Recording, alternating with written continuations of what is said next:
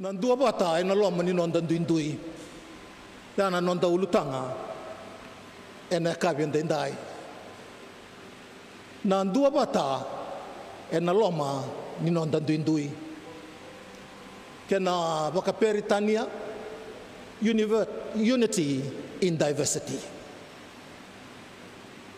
automika tu mai kene rua na lesoni bimbi na non ribola na gasu pola vira mai Roma kabakakina na ibaba ko solotu bakaristo ya feso ongo ndo na ulutanga sanda urongo wasuma non robosa na ndoni belu take na nonda mata ni tu kamboleti ko kina na nonda dua bata baka mata tamata dinanga ni dandu ya na raya so baka tamata na kain darawata turanga se marama ngone sengase tauke se bulangi drabu se butun yau sendu-indui da banga enda baka yang ataka na tamata me tawase kenda kina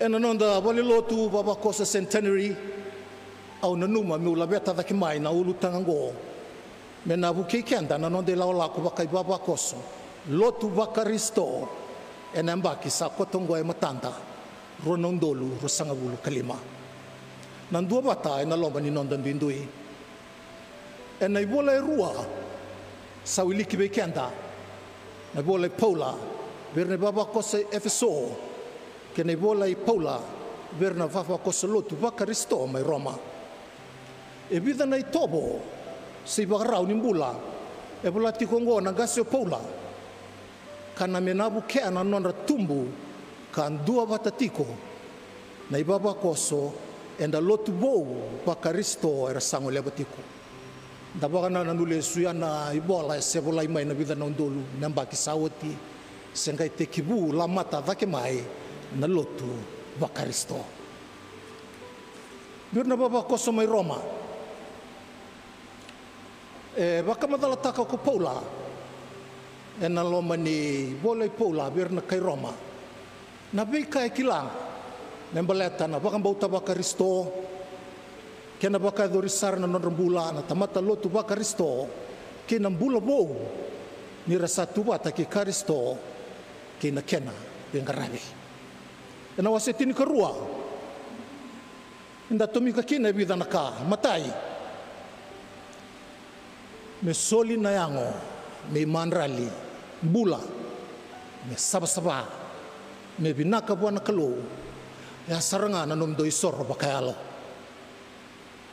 ukire ame na bimbita kana tikinango soli na yango reti ko maingori o reti ko yani yana yango mi manra limbula me sabasaba me binaka buana kalo nom doi sorro bakayalo kerua me bakabowi na bakasama roni kilaro kina na loma ni kalo aloma ni kalo weanga ebinaka santo donusara katolu ka kuani dua mendo kai koya menta yalo matuanga yang bata ni da satu bata ki karisto duindui non de soli na kalo bekenda kaba ka kuani bakai lasu na loloma kalima do belomani me bakana betavini kaono do be wasviti na be barorotaki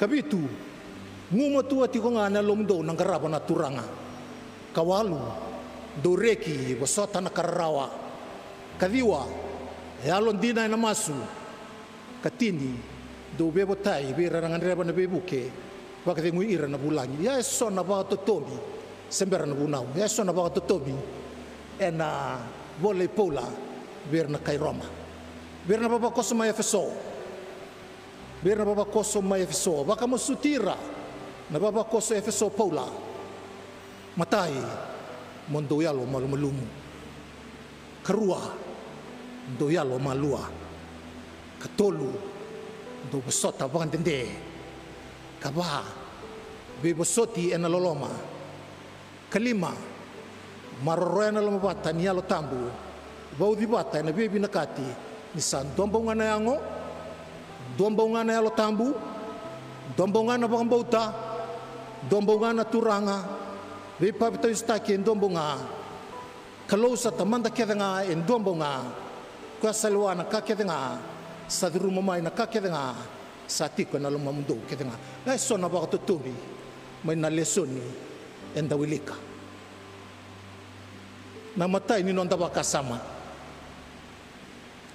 En da ambulinga menda duindui, nonda ulutanga. Nandua bata en na loma ni duindui. Matay ni baka sama en da ambulinga menda duindui. Wea na tuba buni ni kalau kilanga koya bakata ki koya. Weekenda na tamata tambu sakayani.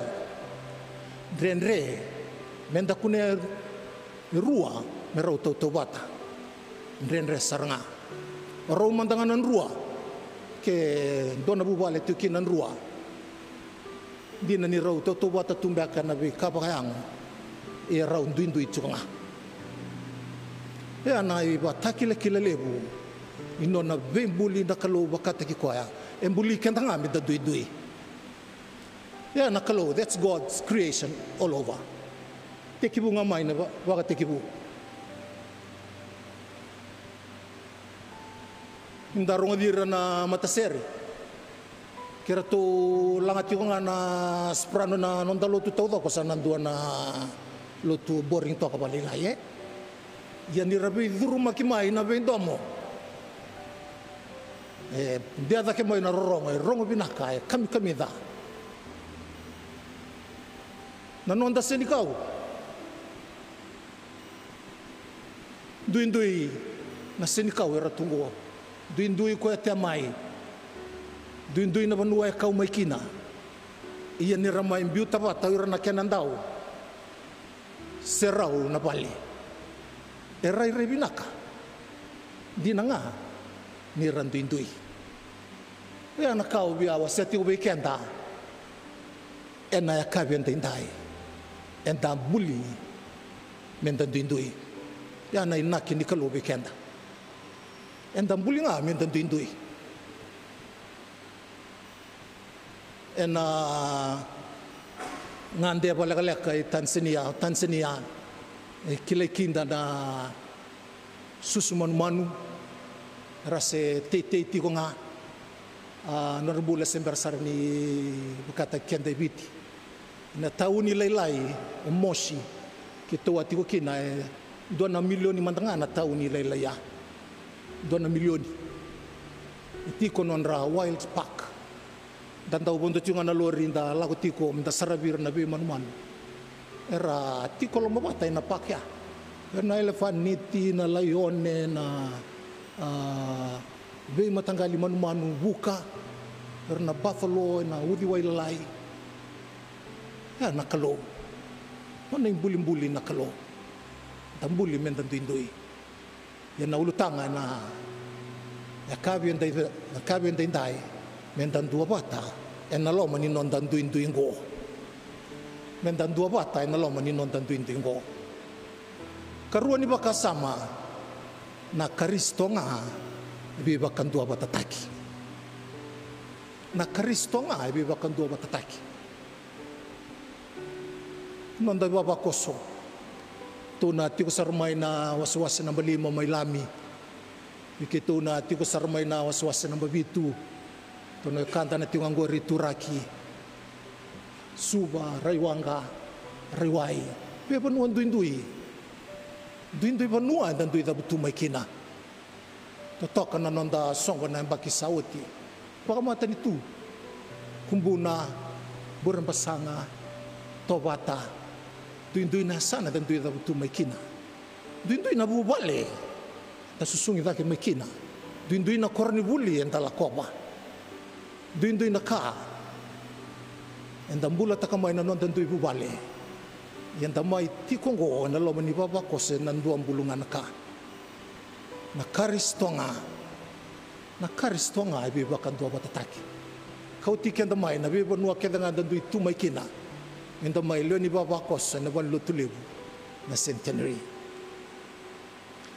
bola tiko paula ibe ira na lo tu bakaristo era sandua batarawa tiko mai na baba kose ruongo Efeso ki Roma. Sanda bakata lenga kina ku kenda. Enda mai lewena na baba ko songo. Enda non da bauta. Ka bakan dita ka lomanda. Na tuku binaka balete Yesu Kristo kanda sabakila. Kina non tambula ya dundua, kina non da matabu vale. Vera na lubenda na kalo le bungo. Ongunreba me na ulika endo na masu. Ena choni wa setin kabitu tikina rosanga bulu kina rosanga bulu kandua. Enganreba saranga na ngone turanga Yesu Kristo mendan dua bata. Ongono nanganga ni masu. Choni wa setin kabitu tikina rosanga bulu kina rosanga bulu kandua. Ngono nanganga ni masu ne Yesu. Ia kausa senga ni masu ena bukundra walenga ongo. Ia ena bukundra talenga erna bakam botiau ena buku ni non rabosa.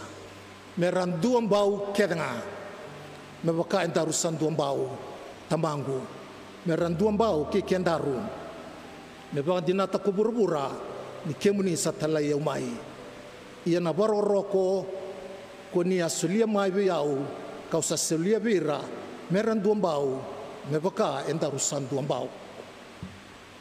Tikina lesoni ruang bekangana tikini lesoni nan duam bau e bia masika mai baka lima ena ruangana tikini lesoni setolu na tikini lesonia bale ngan rebo saranga na ngone turanga o Yesu Kristo menda duam bau menda dua bata wea na do batu kai baka peretania na thrust ni bunau ena kabian tendai Bikenda na baba koso i centenary. Lomani amba kiongo. Menda duambao. Menda duabata. Daurere binaka na nduindu ya. Mela kumai menda duabata me kau sabari takauti. Na seni kau. Na nduindu rorong era sulia mai. Na mati seri. E talitaka na kalu. E binakata talenga. Engan rebo Yesu Kristo. E nararang manino na masu. Ena choni wasetin kabitu. Ia niali na Kristo. Etikina bimbi anonda karua ni bakasama. Baleta ni sa tiko na Kristo sanda bakasuduma nan dua bata. Tiko na Kristo nanda bakasuduma nan dua bata. Niali kanirarawa nandau lasika vake mai walailai nanduindui. Niali na Kristo nandau lasika vake mai walailai nanduindui. Duindui ni rai, duindui ni bakasama, duindui ni bakatulawa, nanumi kwa nga bakata kikwaya, dokai kwa nga bakai kwaya, angay ndau layado sarakina na maboha. Balmbale na akabian dindayo sabi bibangan na numi wikenda na leo ni baba koso na Kristo nga ibibakan dua batataki enda ndau bakila so nanraki non dabe talanoa so nanraki non dumbosi so nanraki ni bibasaki enda bakila seranga nialiti ko na Kristo tau toni wosa tau na ibakarao enda saraba nanda wakila ayan saranga na Kristo taurandei na Kristo taurandei tiko nga na Kristo matokya nga ibibakan dua batataki katolo ni bakasama menda baka tumbura tiko nga nan dua bata kami laurai mai nindan dua bata nanda laurai mai baka narira ni sinikau baka narorong ni seri Menda baka kota kana nonton dua bata. Ni sai baka ta kila ni kalau. Kana ibos basa ta ki baka peretania. Unity reflecting God's diversity. Ang dua bata kila ni tiko na kalau se laurai na kalau. Dangan reba tau do tiko me laurai na kalau na nondai baba ko songo. Ya sanangan rebi na nonton dua bata. me dhaka bakadaba. How do you achieve this? Me baka tumburi se bako ko taki bakadaba.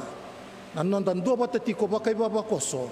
Me rawa ni laurai na irai ni kalau le bungo. Me dhaka bakadaba.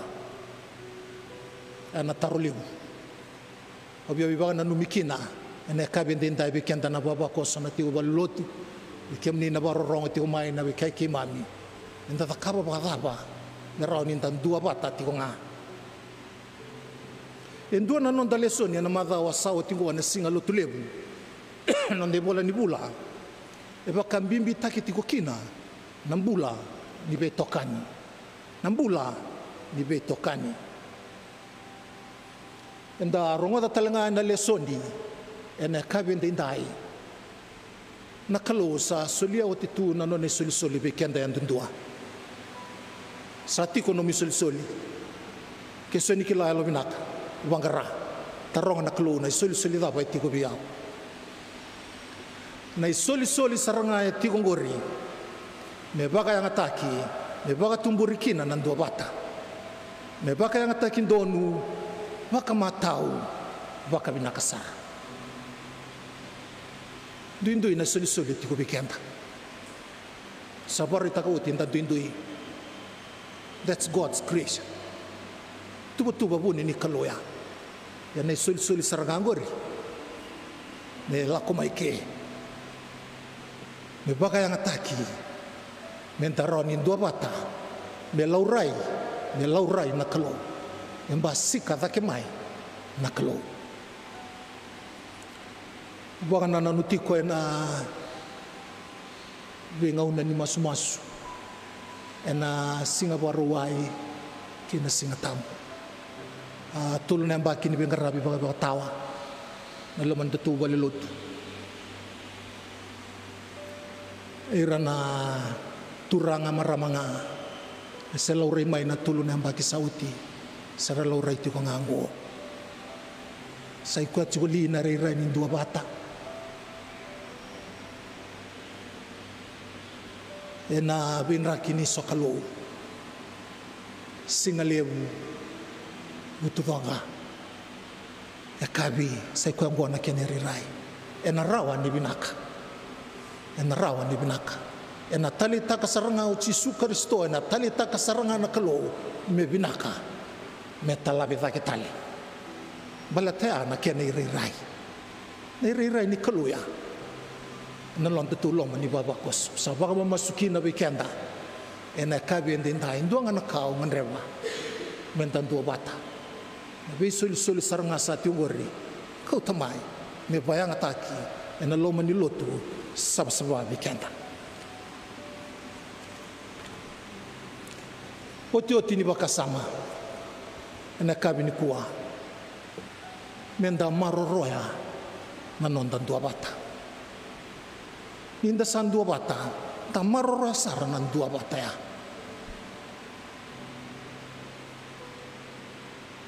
Totoo nakatali bikenda na lo man yamba kyongo rono dulu rusang bul kalima. Ngenda maroroya nanondan dua bata. Tikibu sarang amay nanonda matasinga lalay. Nonda wasi-wasi. Nonda besong-songo. Nda maroroya matusaran nanondan dua bata. Dosa lebi da tunggori sa kwa sarangangori. Nangai daka tigo nga nakalo. Baleto ko yang buli kenda, ko kilai kenda, ko suliani suli be kenda. Kila binagatu na be kenda la rumah. Sa non de tabi nga mentan dua bata tiko mang belta ni santo ambonga. Kenda ronga da na leso ni kuwa. Nindan daw abida na ambaki sawoti.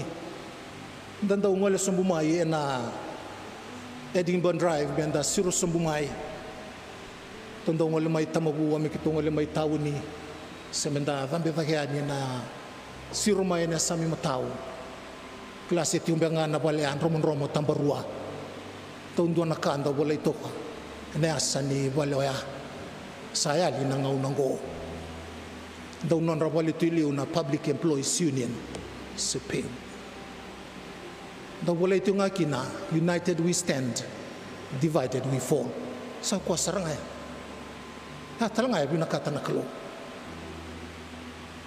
Vina kata na kalo, di na nga ni buli kenta menta duindui. Ia ni sa tiko na Kristo. Sandundo no mela sika, mela rai vake mai. Nandua bat erai vina ka buana kalo. E tali taka na kalo. Waka na nona masu na ngone turanga o Jesu Kristo. Au sa wakari taka e sona itobo. Menda wanga anga taka seba kau kuataka. Me waka na rarama di buase Paula. Vira mai Roma. Vira mai Efeso matai davelo manisara baliu karua mendandau bebusuti katolu dabe wasibiti nabe baroro taki ina ni randau kaya non dai tobo nei toke sai tobo saranga bakalo tani sara rama ni nona bosa nda ulika ni kua e vole Paula verna kai Roma dove ua siviti e na be baroro taki katolu kapa tanda ube botai saranga ne soli sabakalunga taki oti kina bakalunga taki kemunikina na kalo tanda ube botai na be soli da banga sa tingori me daga takikina na nona lotu na kalo kena yoti tandau ya Londina e na masu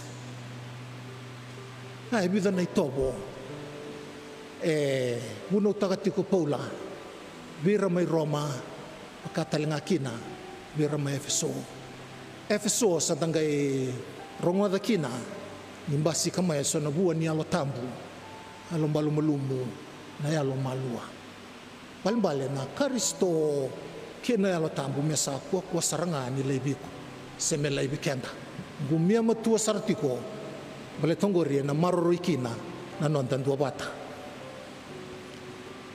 na Efeso seba na ka mono ni tikine sa tukune tiwa kino Paula berna ka Efeso maroroya na loma bata ni alo tambu sabari tagawati maroroya na loma bata ni alo tambu ndo baudi kina na bebi nakati sandombo ngana yango sandombo ngana alo tambu sandombo ngana bagambauta sandombo ngana turanga na be papito staki ndombo nga kalau satamanda kedanga ndombo nga kwa salwana ka kedanga sa druma na ka kedanga sa tiko na lumamdo kedanga palbale sa kabimbi nona tiko na lubeni kalo Jesu Kristo nona tiko talanga na yala tambu en daulau rai bi kenda keda sara na luni baba kosu sanangai buli da kitiko ngakina watumburi da kitiko ngakina na nondan dua bata numberanga ni tinia o na numa meu bakambimbi taka e rua na ka bimbi varita ko Paula berna kai Roma o sango leba balilai na nungu wili katiko matai na soli saranga na yango ni mandra limbula ne sabasaba kemuni na beokani bisinga e takatiko na yango ngori kena yango ngo enda sarunga da na nona itatao na turanga nga silip matai saranga ni tatao e bambimbi takitiyo kina na tikinongo na yango ngori ni mandra limbula ne sabasaba sando na mbole lebu enda abida na singa sawati enda sarunga da kina na kena tumbu da ke basuri na HIV AIDS na nonda banua unong sabia tulu nung dulu bale tana daba sabo sauti kina ne bola tambu bale tanga na yango kana ba sambu taki na yango kana bola tambu sa tukuna oti tu na bida nung dulu sauti na mbaki sauti na yango mi mandra limbula ni sabasaba isoro bakalo wanakalo na yang ondaru saranganguri san ondaru isoro bakayalo ondaru maroroya mesaba-saba tumbuh na NCD ya na yang barau nimbula behavior change matero rongo kwa sabi baka matiti ko nonda banua na NCD matike na HIV itumbuh na kya ngamay baletani vesau na ibarau vesau nangangandre vesau na ito baniango enda buku ni kau rongada na buku ni kau saraba ya na buna ya na bol tambu satu kuna otitu soli na yango mi mandra limbula ne sabasaba sano mindo wisoro bakal tali na tikina ya keni kerua ni berani tini ane bunau na bakasama me bakabuwi na bakasama meroni kilakina na loma ni kalou veiko kiau na loma ni bubali ko endo na kaya tek takatiko na bunida bisinga 24 hours baleta na be ka rongada na be ka saraba se na be ka bena miaka go na banua tikibukina ni sadaka kai ke sanga ya bala kina yango ya mula ko kya ada bu kala saroya ba santondo sarolinga tikibu mai ke sarauta me tukuna pola berna kairoma me bakabowi na bakasama bakabowi na bisinga na bakasama bale satu kina na boleh lebu induang na ka ndakila na lutu bakariso gonga na kai bakabowi bale nondaru taliboni male tande bikandaru reida bikandaru saraba na bikandaru rongo da la ko saranga ike sanga ya bola bayo keki na yango la ko nangusu mutukuna la ko na yabo modabu kalawa la ko na lingabu motatara enda senga nikila ya nakaya ya dotiko